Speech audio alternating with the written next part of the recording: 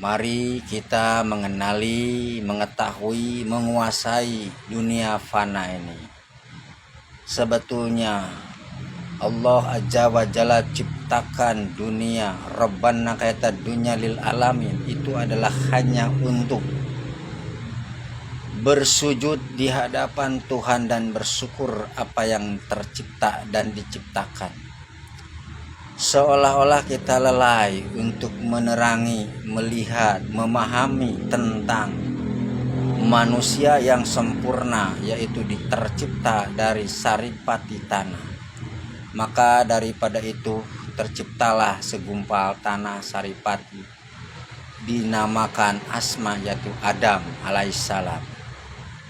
Adam alaihissalam tercipta dari sari tanah yang simbolnya hanyalah untuk memakan dan dimakan. Yang pertama, manusia, sejagat manusia tercipta ujung-ujungnya ke tanah, mati ke tanah, asal muasal dari tanah. Makanan-makanan kita itu berasal dari tanah, jagung, ubi-ubian, beti-betian, itu dari tanah. Karena semua gumpalan cahaya itu tanah simbolnya, wujudnya, lahirnya. Setelah diproses, manusia tercipta dari tanah, dibikinlah sama Allah itu makanannya terbuat dari zat-zat saripati tanah.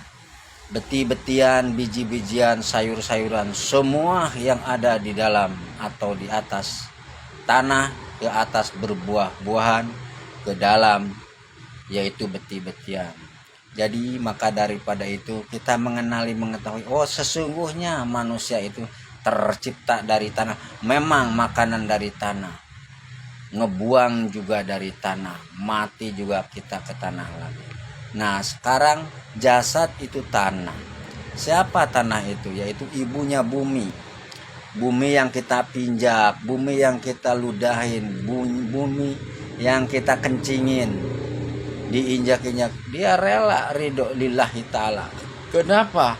Karena itu badannya sendiri yang menginjak-injak. Setelah nanti dikubur di alam kubur juga merasakan injakan-injakan manusia yang hidup di atas kuburan.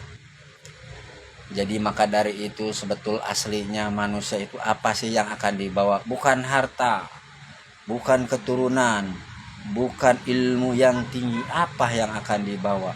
Hanya mengenali, mengetahui kekuasaan ilahi, atau kecintaan, atau kerelaan, atau keridoan yang maha pencipta dan tercipta. Itu sinyal satu siratul mustaqim, jalan yang lurus. Kenapa? Asal muasal manusia itu kembali ke tanah, dan ruhnya itu adalah ruh Allah semua.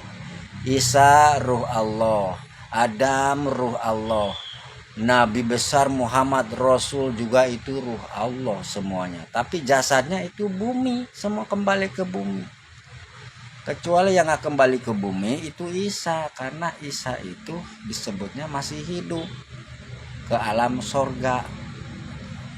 Jadi maka dari ya ruh Isa, Isa ruh Allah, ya Nabi Adam alaihissalam ruhnya ruh Allah juga. Semua itu ruh adanya di oksigen.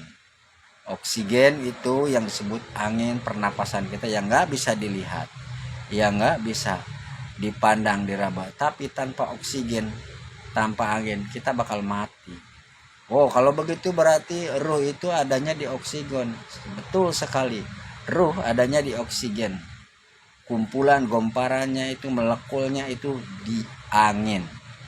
Angin siapa? Makanya saudara kita juga, api, angin, tanah, itu semua tuh saudara kita. Kenapa? Karena tiada Tuhan selain Allah. Yang empat pancer itulah simbol-simbol jadi kesempurnaan manusia di bumi. Api adanya di badan sendiri, angin ada di badan sendiri yang dihirup selalu, air juga sama, bumi apalagi emang badan kita. Jadi apa yang kita bingungkan? Kalau kita udah mengenali, mengetahui, menguasai, berarti kita bisa mengetahui Tuhannya. Oh iya, ternyata Tuhan kita itu sama akbar, sama zohir, sama goibnya, sama semuanya. Wahid tunggal abadi.